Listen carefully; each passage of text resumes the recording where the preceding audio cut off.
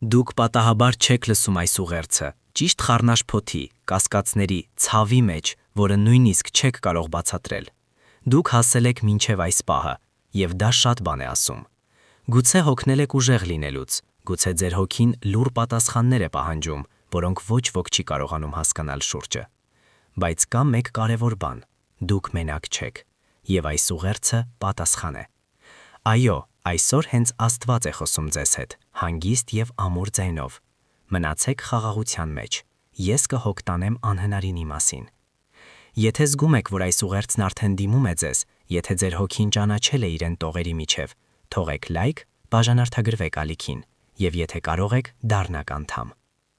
Այստեղ յուրաքանչյուր բառ պատրաստված է աղոթքով, ճշմարտությամբ, որպեսզի հասնի նրանց, ովքեր ամենաշատն են կարիք ունենում։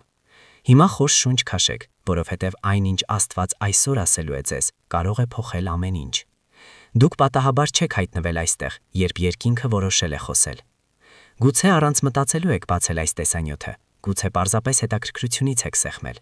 բայց ինչ եթե ասեմ, որ սա պատահականություն չէ, որ յուրաքանչյուր մանրուքում, այդ թվում այս ուղերձում, որ եկել է ձեզ մոտ, կա աստվածային մտադրություն։ Աստված ունի խորհրդավոր ճանապարհներ հասնելու հոգնած սրտերին, եւ երբեմն ամեն ինչ սկսվում է պարզ նվագարկումից։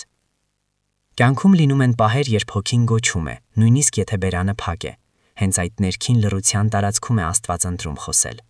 Նա գալիս է ոչ աղմուկով, այլ ուղղությամբ։ Նա չի ներխուժում, նա հրավիրում է։ Եվ եթե դեռ այստեղ եք, կարդում կամ լսում եք սա, նշանակում է ձեր հոգին ընդունել է այդ հրավերը։ Աստված տեսել է ձեր թաքնված արդյունքները, որոնք ոչ ոք չի նկատել։ Նա լսել է ձեր խոսակցությունները ինքներդ ձեզ հետ, երբ շուրջը ոչ ոք չի եղել։ Նա ձեզ հետ է եղել կասկածների մութ միջանցքներով, սպասումներով, անորոշությամբ։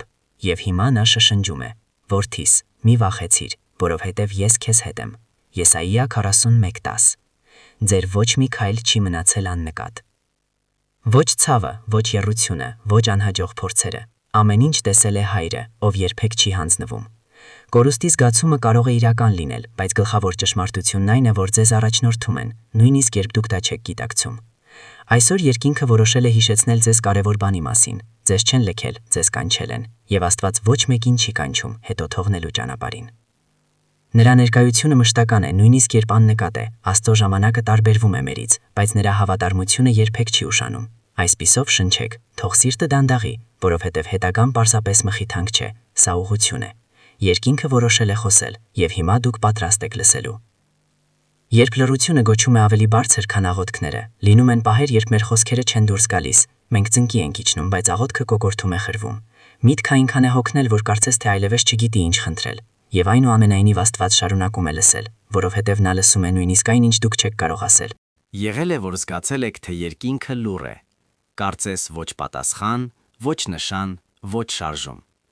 Սա բացակայություն չի նշանակում, սա պատրաստություն է։ Աստծո լռությունը մերժում չէ, այլ ռազմավարություն է։ Մինչ դուք սպասում եք, նա գործում է։ Աստվածաշնչում ասվում է, որ լացը կարող է տևել գիշեր, բայց ուրախությունը գալիս է առավոտյան։ Սաղմոս 35։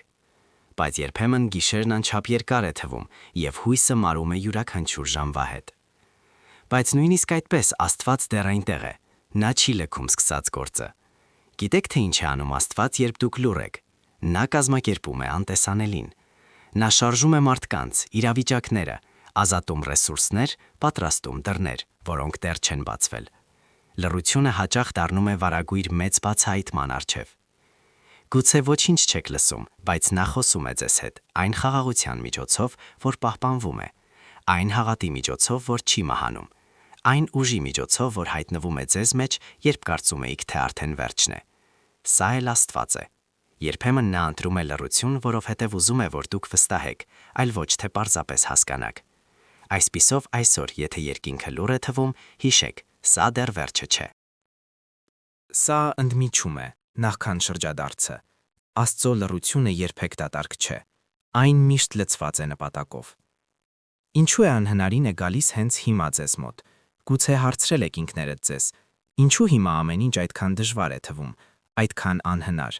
Գուցե ասել եք ինքներդ ձեզ, որ սա արդեն շատ է, որ դուք չեք դիմանա եւս մեկ պայքարի։ Բայց ինչ եթե հենց այս անհնարինը այն վայրն է, որտեղ Աստված որոշել է ցույց տալ, թե ով է նա։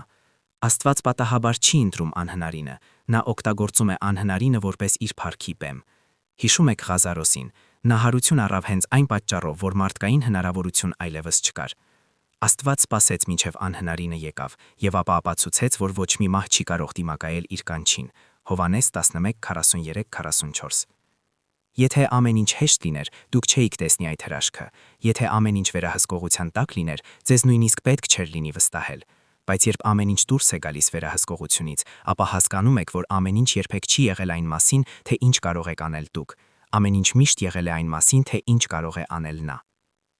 Աստված թույլ տվեց անհնարինին այցելել ձեզ, սովորեցնելու վստահել, ձեզ դուրս բերելու տրամաբանության գոտուց եւ տեղափոխելու հավատի տարածք։ Եվ հենց այդ տարածքն է, որքան էլ դժվար լինի, այն վայրն է, որտեղ ծնվում են մեծագույն վկայությունները։ Ձեզ չեն պատժվում, ձեզ պատրաստում են։ Անհնարինը միայն ապացույց է, որ հիմքը պատրաստ է Աստծո արտասովորի հայտնման համար, եւ նա կհայտնվի ճիշտ ժամանակին, իր ձևով։ Այսօր ինչու ի փոխարեն հարցրեք ինչ նպատակով, եւ դուք կսկսեք հասկանալ, որ իմաստ կա նույնիսկ նրանում, ինչ անտանելի է թվում։ Ցավը, որ ոչ ոք չի տեսնում, բայց Աստված հասկանում է։ Եղել է, որ փորձել եք բացատրել, թե ինչ եք զգում, եւ ոչ ոք չի հասկացել։ Եղել է, որ լաց եք լինում բարձի վրա եւ արթնանում, կարծես ոչինչ չի եղել։ Ստիպված եղել եք շպտալ, երբ ներսում ամեն ինչ կտոր-կտոր է եղել։ Սա անտեսանելի ցավ է, բայց այն անտեսանելի չէ Աստծո համար։ Աստված ոչ միայն տեսնում է ձեր ցավը, նա զգում է այն, նա շարժվում է, նրան անտարբեր չէ։ Խոսքում ասվում է. Տերը մոտ է նրանց, ում սիրտը կոտրված է։ Սաղմոս 34:18։ Սա սովորական խոսք չէ, սա ճշմարտություն է։ Նա մոտենում է, երբ սիրտը կտոր-կտոր է, եւ սկսում է վերականգնել այն սիրո ձեռքերով։ Ցավը պատիժ չէ, ցավը փոխակերպման բերի հող է։ Երբ դուք հատակին եք, հասկանում եք, որ միակ ուղղությունը վերև է, եւ հենց այնտեղից, վերևից, Աստված ձգվում է եւ բարձրացնում ձեզ նպատակով։ Աստված հասկանում է այն, ինչ նույնիսկ դուք չեք կարող բացատրել։ Նա գիտի ձեր վախերը, ձեր հիասթափությունները, ձեր անհաջող փորձերը կանգնելու։ Նա գիտի ներքին մարտերը, որոնք դուք վարում եք դրսից նորմալ երևալով։ Եվ այնուամենայնիվ նա ձեզ չի դատում, նա աջակցում է ձեզ։ Մի զգաք ձեզ թույլ զգալու համար։ Զգացեք ձեզ մարդ, որովհետև նույնիսկ Հիսուսը լաց եղավ, Հովհաննես 11:45, բայց նաև հաղթեց։ Եվ հենց այդ ուժն է նա այսօր թողնում ձեզ վրա, շարունակելու ապրել չնայած ցավին, վստահելու առանց պատասխանների, հանգստանալու նույնիսկ պատերազմի մեջ։ Եվ երբ այս ցավն անցնի եւ այն կանցնի, դուք կհասկանաք, որ այն չի ոչնչացրել ձեզ, այն ձեզ փայլեցրել է։ Ինչ անել, երբ ամեն ինչ անվերահսկելի է թվում։ Խոր շունչ քաշեք, որովհետև երբ ամեն ինչ շուրջը փլուզվում է, առաջին ցանկությունը փախչելն է, խնդիրը լուծելը, հուսահատվելը, բայց Աստված չի գործում հուսահատության մեջ, նա գործում է հավատով։ Եվ այսօր նա ասում է ձեզ. հանգստացեք եւ իմացեք, որ ես եմ Աստված։ Սաղմոս 46:10։ Խնդիրը ամեն ինչ վերահսկելու փորձերում է, որ մենք հոգնում ենք։ Մենք գրում ենք բեռներ, որոնք մեզ չեն պատկանում։ Մենք փորձում ենք լուծել իրավիճակներ, որոնք պատկանում են հոգևոր ոլորտին, ոչ թե մեր մարդկային գործունեությանը։ Եվ որքան ավելի շատ ենք փորձում, այնքան ավելի շատ ենք հիասթափվում։ Լինում են պահեր, երբ Աստված ուզում է ձեզնից միայն մեկ բան՝ կանգ առնել ոչ թե թուլությունից, այլ իմաստությունից։ Որովհետև միայն երբ դուք թողնում եք վերահսկողությունը, նա կարող է ղեկը վերցնել իր ձեռքը։ Միայն երբ դադարում եք ամեն ինչ ստիպել, նա կարող է աշխատել առանց դիմադրության։ Երբ ամեն ինչ անվերահսկելի է թվում, հիշեք, ոչինչ դուրս չի գալիս նրա վերահսկողությունից։ Այն, ինչ քեզ թվում է խառնաշփոթ, կարող է երկնքում կատարյալ կերպով դասավորվել։ Աստված տեսնում է ամբողջը, դու տեսնում ես միայն քո դերը, եւ հենց դրա համար է վստահությունը նույնքան անհրաժեշտ, որքան շնչելը։ Գուցե այսօր քո ամենամեծ հավատի արարքը ոչինչ չանելն է, պարզապես հանգստանալը։ Թող ամեն ինչ հանձնվի նրան, այսինքն, բարի Աստված, ես չգիտեմ թե էլ ինչ անել, ուստի արա դա իմ փոխարեն, եւ նա կանի, որովհետև նա բարի է, նույնիսկ երբ ամեն ինչ խճճված է թվում։ Քո կորցրած վերահսկողությունը կարող է լինել նշան, որ Աստված վերջապես նախաձեռնությունը վերցնում է իր ձեռքը։ 6. Հանգստությունը փրկություն չէ, այլ ակտիվ հավատ է շարժման մեջ։ Շատերը հանգստությունը շփոթում են անգործության հետ, բայց Աստծո աչքերում հանգստությունը հանձնվել չէ, այլ վստահություն է։ Սա լուր որոշում է ասելու. ես չեմ հասկանում, թե ինչ է կատարվում, բայց վստահում եմ նրան, ով վերահսկում է իրավիճակը։ Եվ այս ընտրությունը ուժ ունի, այն կշիռ ունի հոգևոր աշխարհում։ Աստվածաշունչը մեզ սովորեցնում է, որ արդարները հավատով են ապրում, Եբրայեցիս 10:38, իսկ հավատով ապրելը ոչ թե ամեն ինչ ինքնուրույն լուծելու ձգտումն է, այլ սովորել է հանգստանալ, նույնիսկ երբ իրավիճակը դեմ է քեզ, որովհետև պատերազմը չի հաղթվում շտապողականությամբ, այլ ճիշտ դիրքորոշմամբ։ Երբ ընտրում ես հանգիստ մնալ, դու կատարում ես հոգևոր պատերազմի արարք։ Դու հայտարարում ես, որ անհանգստությունը չի կառավարի քեզ, որ վախը չի ունենա վերջին խոսքը։ Սա է տեղի ունենում, երբ աչքերդ փակում ես խառնաշփոթի առջև եւ սիրտդ բացում ես վերևից եկող խաղաղության առջև։ Հիսուսը փոթորքի մեջտեղում քնում էր նավակում, Մարկոս 43։ Սա անտարբերություն չէր, սա տիրապետում էր, սա հավատ էր։ Նա գիտեր, որ վերահսկողությունը երբեք չի լքում հոր ձեռքերը, եւ այսօր նա հրավիրում է քեզ անել նույնը՝ հանգստանալ, նույնիսկ երբ ալիքները շուրջդ են խրովում։ Հանգստությունը դիմադրություն է, հասունություն է, նշան է, որ դադարել ես վազել վերահսկողության հետևից եւ սկսել ես վստահ քայլել։ Եվ այս կեցվածքը ուրախացնում է Աստծո սիրտը, որովհետև ցույց է տալիս, որ քո հավատը կախված չէ նրանից, ինչ տեսնում ես, այլ նրանից, ում հավատում ես։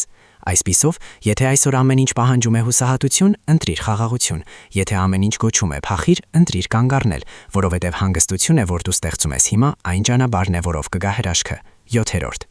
Աստված գործում է անտեսանելիում, մինչ դու քնում ես, մինչ դու անքուն ես մնում մտածելով լուծումների մասին, Աստված արդեն գործում է հետին պլանում, նա չի քնում, նա չի հոգնում։ Սաղմոս 121-ը ասում է. «Ահա Իսրայելի պահապանը ոչ կքնի, ոչ էլ կքնքնի», եւ գիտես թե դա ինչ է նշանակում։ Մինչ դու հանգստանում ես, Աստված գործում է։ Քեզ պետք չէ տեսնել, որպեսզի հասկանաս, որ դա տեղի է ունենում։ Աստծո շատ մեծագույն գործերը տեղի են ունենում թաքնված, լռության մեջ, անտեսանելիում։ Դա նման է ծառի արմատին, ոչ ոք չի տեսնում աճը, բայց այն տեղի է ունենում։ Եվ երբ ամենակիչն է սպասում, այն ճեղքում է հողը եւ ծաղկում է։ Աստված մասնագիտացած է լուրջ շարժումներում։ Նրան պետք չեն ծափահարություններ գործելու համար։ Նրան պետք չէ, որ դու տեսնես յուրաքանչյուր քայլը։ Նա ուզում է, որ դու վստահես, որ գտնվում ես հուսալի ձեռքերում, որովհետև այդպես է։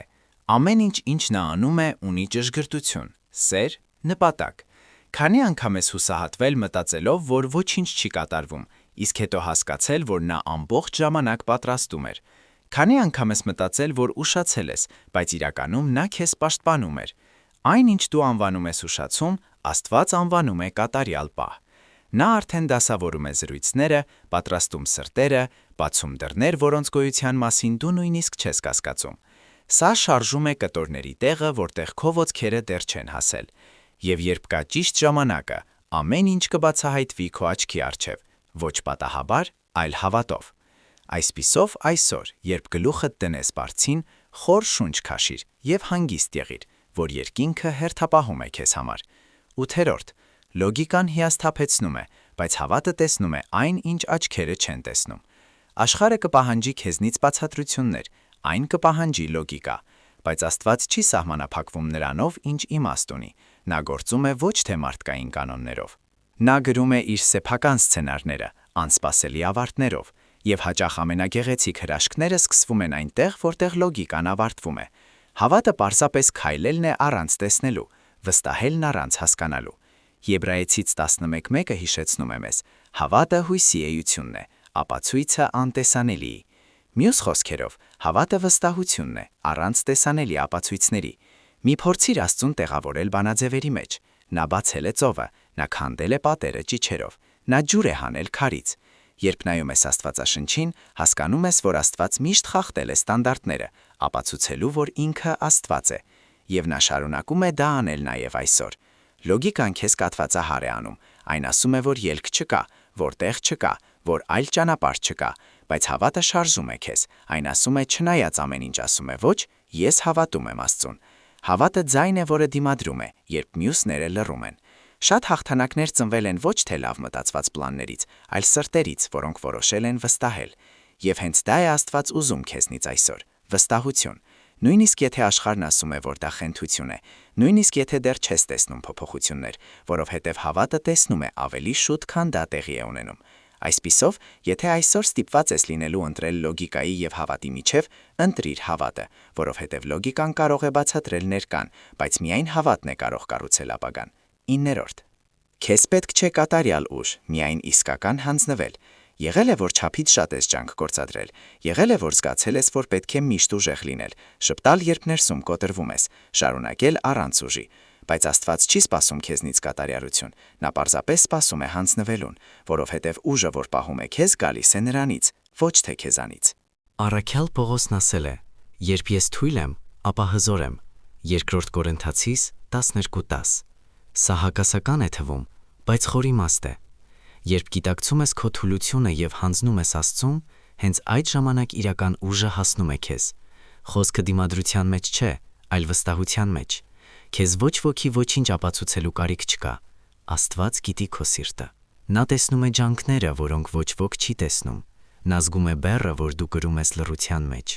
Եվ նա ասում է քեզ այսօր. «Գա, ինչպես կաս, մի ձևացրու ուժեղ լինելը։ Ես եմ քո ուժը»։ Իսկական հանձնվել է նշանակում է ասել. «Աստված, ես չեմ կարող, բայց գիտեմ, որ դու կարող ես»։ Սա դադարելն է ամեն ինչ ինքնուրույն լուծելու փորձերից։ Սա բեռը թողնելն է եւ օգնություն ընդունելը։ Սա դադարելն է լինել սեփական պատմության հերոսը եւ թույլ տալ, որ Աստված լինի հեղինակը։ Երբեմն մնում է միայն մի կաթիլ հավատ, վերջին շշնջաց աղոթքը, հոգնած հայացքը երկնքին, եւ դա բավական է, որովհետեւ Աստված չափում է իր ուժը ոչ թե քո գործողություններով, այլ քո կախվածությամբ։ Այսօր նա հրավիրում է քեզ հանգստանալ ոչ թե այն պատճառով, որ ծախողվել ես, այլ որովհետև սիրում է քեզ։ Իսկ ով սիրում է, աջակցում է, նույնիսկ երբ կարծում ես, որ այլևս չես կարող։ 10-րդ.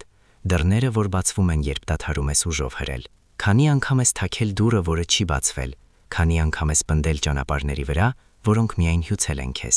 Ճշմարտությունն այն է, որ որոշ դռներ չեն բացվում ուժով, այլ հավատով, եւ դրանք բացվում են միայն, երբ դադարում ես հրել քո ձեռքերով։ Հայտնություն 3:7 ասում է, որ Հիսուսը բռնում է բանալին, որ նա բացում է, ոչ ոք չի փակի, եւ որ նա փակում է, ոչ ոք չի բացի։ Եթե փակվում է, դա պաշտպանություն է, եթե բացվում է, դա նպատակ է։ Բայց ամեն ինչ տեղի է ունենում, երբ դադարում ես սեղմել եւ սկսում ես վստահել։ Երբեմն ոչը, որ ստացել ես, փրկություն էր, սպասումը հասունացում էր, ընդմիջումը պատրաստություն էր, ուշացումը շնորհ էր։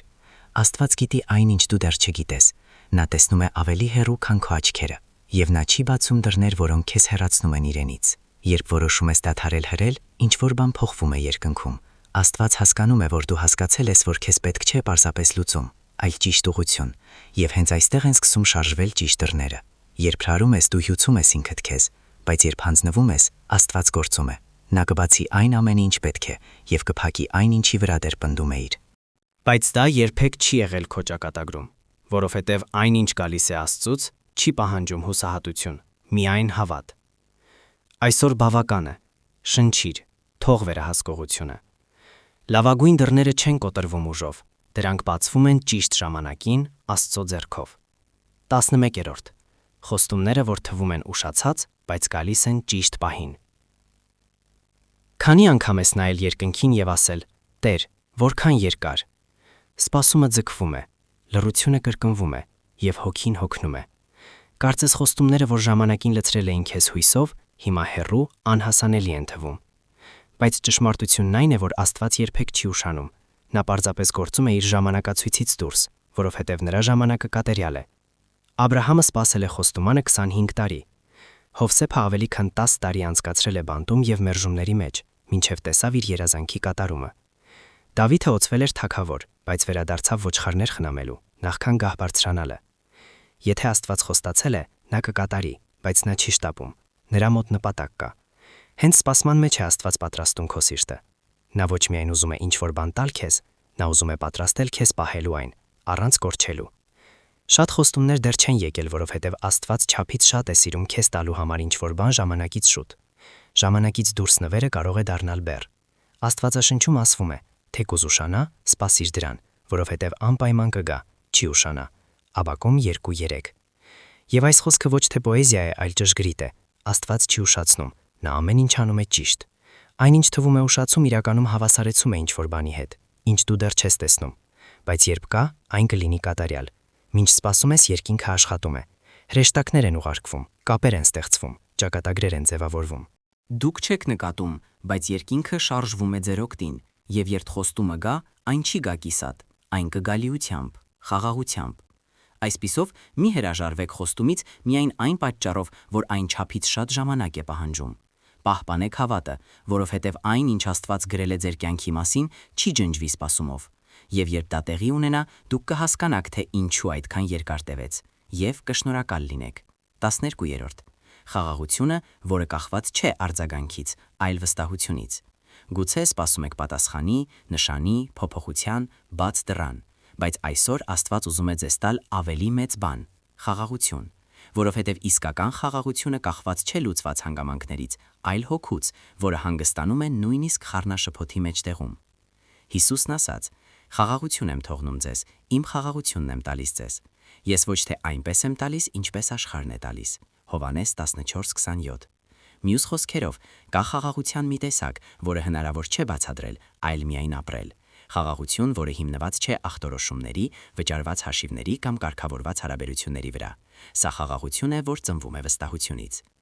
Աստված իմ հետ է։ Շատերը կարծում են, որ կարող են հանգստանալ միայն այն ժամանակ, երբ ամեն ինչ լավ է, բայց սա պատրանք է։ Աշխարհում միշտ ինչ-որ բան կլինի իր տեղում չլինել։ Կյանքը անկայուն է, բայց Աստծո խաղաղությունը ապաստան է փոթորքի մեջտեղում։ Այն ծածկում է քեզ, պահպանում, պաշտպանում, չնայած հրաշքը դեռ չի եկել։ Գուցե Աստված դեռ չի փոխել արտաքին իրավիճակը, որովհետև կայունացնում է քո ներքին կյանքը։ Խաղաղությունը, որ նա ուզում է տալ քեզ այսօր, հիմքն է այն ամենի, ինչ կլինի վաղը, որովհետև եթե օրհնությունը նախորդում է խաղաղությանը, դու ապրում ես այն վախով, բայց եթե խաղաղությունը առաջին տեղում է, դու ապրում ես հավատով։ Մի փնտրեք միայն պատասխաններ, փնտրեք ներկայությունը։ Աստված որոշումների մեքենա չէ։ Նա Հայր է, ով քեզ հետ է անցնում հովտով։ Երբեմն ամենահզոր պատասխանը գալիս է ոչ թե հրաշքի տեսքով, այլ կրծքի մեջ հանգստության տեսքով։ Այսօր ավելի քիչ հարցրեք. Աստված, փոխիր սա, ավելի շատ ասեք. Աստված, ամրացրու իմ հավատը մինչև այդ ժամանակ, որովհետև երբ վստահությունը փոխարինում է անհանգստությանը, երկինքը տեղ է գտնում գործելու համար։ 13. Այնինչ թվում է վերջ, Աստված անվանում է սկիզբ։ Եղել է, որ զգացել եք, թե ամեն ինչ ավարտվել է, այս հնարավորությունը չի վերադառնա, այս դուրը չի բացվի, դուք հասել եք սահմանին։ Հենց այս պահին, հենց այս վայրում Աստված սիրում է գործել, որովհետև ձեզ համար վերջը նրա համար միայն սկիզբ է։ Աստվածաշունչը լի է նոր սկզբերով անսպասելի վայրերում։ Մովսեսը կարծում էր, որ իր ժամանակն անցել է, բայց Աստված կանչեց նրան 80 տարեկանում։ Հովնանին կուլ տվեց ձուկը, եւ նա մտածեց, որ սա իր վերջն է, բայց հենց այնտեղ Աստված տեղափոխեց նրան։ Հիսուսը խաչվեց եւ աշխարհը մտածեց, որ սա պարտություն է, բայց դա պատմության մեջ ամենամեծ հաղթանակն էր։ Աստված ձեր սահմաններին չի նայում անհանգստությամբ։ Նա տեսնում է հնարավորություններ։ Ձեզ համար անհաջողություն, նրա համար պատրաստություն։ Ձեզ համար կորուստ, նրա համար ազատում, որովհետև նրան պետք չէ բարենպաստ սցենար գործելու համար։ Նրան պետք է միայն պատրաստ սիրտ։ Եսայիա 43:19 ասում է. «Ահա ես նոր բան եմ անում, դուք չեք զգում»։ Այսինքն դուք կարող եք այնքան կենտրոնացած լինել կորցրածի վրա, որ նույնիսկ չնկատեք, որ Աստված արդեն սկսում է ինչ-որ նոր բան, նույնիսկ ավերակների մեջ։ Եվ երբեմն նրան ստիպված է լինում ամեն ինչ քանդել, որպեսզի ճիշտ վերակառուցի։ Եթե այսօր թվում է, թե դուք վերջում եք, իմացեք, գուցե դուք գտնվում եք ձեր կյանքի ամենագեղեցիկ պլանի սկզբում, ոչ թե այն պատճառով, որ ամեն ինչ հեշտ կլինի, այլ որովհետև հիմա Աստված է առաջնորդելու ձեզ։ Սա կհանգեցնի բեռը, կփակի ցավոտը եւ կբացի բուժիչը։ Վերջը ցավում է, այո, բայց Աստված հարության փորձառու է։ Եվ ամեն անգամ, երբ մտածում եք, որ սա վերջն է, գուցե հենց հիմա է սկսվում ձեր ամենամեծ սկիզբը։ 14. Երբ ամեն ինչ ներսում է փոխվում, աշխարհը շուրջը հնազանդվում է։ Երբեմն սպասում եք, որ ամեն ինչ փոխվի դրսից՝ մարդիկ, իրավիճակներ, խնդիրներ, բայց Աստված Հայր է, ով սկսում է ներսից, որովհետև իսկական փոխակերպումը տեղի է ունենում, երբ ինչ-որ բան փոխվում է ձեր ներսում։ Եվ երբ դա տեղի է ունենում, շուրջը գտնվող աշխարհը սկսում է դասավորվել։ Եղել է, որ նկատել եք, որ նույն իրավիճակը կարող է տարբեր կշիռ ունենալ, կախված ձեր էմոցիոնալ եւ հոգեվոր վիճակից, որովհետև տեսակետը որոշում է ոչ թե այն, ինչ կատարվում է դրսում, այլ այն, ինչ ապրում է ներսում։ Եվ Աստված դա գիտի։ Ահա թե ինչու նա սկսում է փոխակերպումը սրտով։ Եզեկիել 36:26-ը ասում է. «Ես քեզ նոր սիրտ կտամ եւ նոր հոգի կդնեմ քո մեջ»։ Սա ոչ թե խոսքի ձև է, այլ փոփոխության էությունն է։ Աստված ուզում է հանել բեռը հոգուց, բուժել հին վերքերը, թարմացնել հոգնած միտքը, որովհետև երբ ներսում բուժվում է, դրսում հնազանդվում է։ Երբ դուք եք փոխվում, դուք գրավում եք այն, ինչ ավելի բարձր մակարդակի վրա է։ Երբ կանգնում եք հավատով, դռները, որոնք նախկինում հրաժարվում էին բացվել, շարժվում են։ Սա կախարդանք չէ, սա հավասարեցում է։ Կարծես հոգևոր աշխարհը արձագանքում է ձեր փոխակերպմանը, որովհետև այն արձագանքում է հավատին, ոչ թե հուսահատությանը։ Գուցե Աստված դեռ չի փոխել իրավիճակը, որովհետև կենտրոնացած է ավելի արժեքավոր բանի վրա, ձեր վրա, ոչ թե այն, ինչ ունեք, այլ այն, թե ով եք դուք։ Եվ երբ ամեն ինչ դասավորվի, մնացածը կգա ձեր հետևից, որովհետև առանց պատրաստության օրհնությունը դառնում է խնդիր, բայց մշակված սրտով օրհնությունը դառնում է ժառանգություն։ Այսօր հարցրեք ինքներդ ձեզ. ինչ է Աստված փորձում բուժել իմ մեջ, որովհետև երբ գիտակցեք դա եւ բացվեք փոփոխությունների առջև, կտեսնեք, որ պետք չէ վերահասկել ամեն ինչ շուրջը։ Ձեզ պետք է միայն թույլ տալ, որ Աստված իշխի ձեր ներսում։ 15-րդ. Անհնարինից ծնված վկայությունը հաղթում է։ Մենք մոտեցանք այս ուղերձի ավարտին, բայց ինչ է անում Աստված ձեր կյանքում։ Սա միայն սկիզբն է։ Ամեն ինչ, ինչ դուք ապրել եք, յուրաքանչյուր արդյունք, որ թափել եք, յուրաքանչյուր անքուն գիշեր, յուրաքանչյուր աղոթք, որ ասել եք ճնշված ձայնով, ոչինչ չի եղել անիմաստ, որովհետև անհնարինը, որի հետ բախվում եք այսօր, շուտով կդառնա ձեր վկայությունը։ Հռոմեացիս 8:28-ը ասում է. ամեն ինչ բարիք է գործում նրանց, ովքեր սիրում են Աստծուն։ Ամեն ինչ, ներառյալ նրանք, ովքեր ցավ են պատճառել, նրանք, ովքեր ուշացրել են, նրանք, ովքեր անարդար են թվացել, ոչինչ չի խուսափում Հոր պլանից, եւ երբ նա որոշում է գործել, նույնիսկ խառնաշփոթը խոնարհվում է։ Գուցե դեռ չեք տեսնում այն ազդեցությունը, որ ապրում եք հիմա, բայց վաղը ուրիշ մարդիկ կբուժվեն ձեր պատմության շնորհիվ։ Ձեր ցավը կդառնա կորածների համար ձայն։ Ձեր գործընթացը կդառնա կամուրջ նրանց համար, ովքեր ուզում են հանձնվել։ Այն, ինչ ցավում է ձեզ այսօր, վաղը կվկայի Աստծո ուժի մասին։ Աստված չի վատնում տառապանքը, նա փոխակերպում է այն։ Նա կրկնում է յուրաքանչյուր փուլը, յուրաքանչյուր պայքարը, յուրաքանչյուր թվացյալ պարտությունը։ Եվ ամենագեղեցիկը, նա բարձրացնում է ձեզ ոչ միայն գոյատևելու, այլև ազդելու համար։ Հաղթահարված ցավը թույլ է տալիս մխիթարել ուրիշներին։ Սա ծառայություն է, սա է նպատակը։ Ձեր անհնարինը չի դառնա ձեր կործանումը, այն կդառնա ձեր պսակը, որովհետև դուք ընտրել եք վստահել, դուք ընտրել եք մնալ։ Եվ դա հոգևոր աշխարհում ավելի մեծ կշիռ ունի, քան կարծում եք։ Ձեզ նշում են ոչ թե այն, ինչ դուք ապրել եք, այլ այն, թե ինչպես եք ապրել հավատով։ Այսօր գրեք ձեր սրտում սա որպես մարգարեություն, անհնարինը, որի հետ բախվել եմ, կդառնա վկայություն, որ կփառավորի Աստծուն։ Եվ երբ այդ օրը գա, եւ այն կգա, դուք կհասկանաք, որ սպասման յուրաքանչյուր վայրկյան արժեր։ Եթե այս ուղերձը դիպչել է ձեր սրտին, եթե երբևէ զգացել եք, որ Աստված ուղղակիորեն խոսում է ձեզ հետ, ապա խոր շունչ քաշեք եւ պահեք սա ջերմությամբ հոգում։ Աստված դեռ հոգ է տանում ամեն ինչի մասին, նույնիսկ լռության մեջ, նույնիսկ սպասման մեջ։ Նա դեռ բարի է։ Շնորհակալություն, որ մնացիք ինձ հետ մինչև վերջ։ Սա արդեն ցույց է տալիս, որ դուք ծառավ եք ավելի մեծ բանի, եւ Աստված պատվում է այնպիսի սրտեր, ինչպիսին ձերն է։ Թող նա ամրացնի ձեզ, առաջնորդի եւ զարմացնի անհնարինով, որ կարող է անել միայն նա։ Եվ եթե այս խոսքը հասկանալի է թվում ձեզ, կիսվեք այն նրանով, ում պետք է։ Երբեմն նման ուղերձը հենց այն է, ինչ պետք է լսի հոգնած հոգին։ Եվ հեռանալուց առաջ ալիքում ձեզ սպասում է եւս մեկ հզոր խոսք։ Հղումը նկարագրության մեջ է, սեղմեք այնտեղ եւ թույլ տվեք, որ Աստված շարունակի խոսել ձեզ հետ։ Թող Տիրոջ խաղաղությունը ուղեկցի ձեզ եւ միշտ հիշեք. պահպանեք խաղաղությունը։ Աստված հոգ է տանում անհնարինի մասին։